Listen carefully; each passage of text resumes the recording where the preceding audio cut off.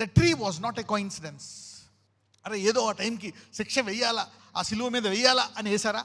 ఆ సిలువ మరణం అనేది అప్పుడు అలాగా జరిగిపోయిందా యాక్సిడెంట్గా? చూద్దాం.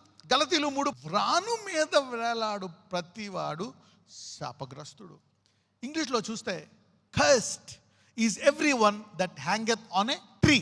రాను అంటే చెట్టు మీద వేలాడు ప్రతివాడు ఏమవుతాడని ఉంది? శాపగ్రస్తుడు. పాపము కూడా ఒక చెట్టు ద్వారా వచ్చింది, అవునా కదా? ఏం చెట్టు అది? మంచి చెడ్డలు కలిగినటువంటి ఫలము గల చెట్టు.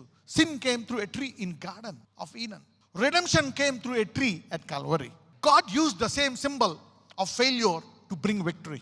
ఏ చెట్టునైతే మనకి శాపముగా వాడబడ్డదో అదే చెట్టుని మనకి దేవుడు ఆశీర్వాదంగా చేశాడు యేసు ప్రభు వారి ద్వారా. So the tree was not a coincidence.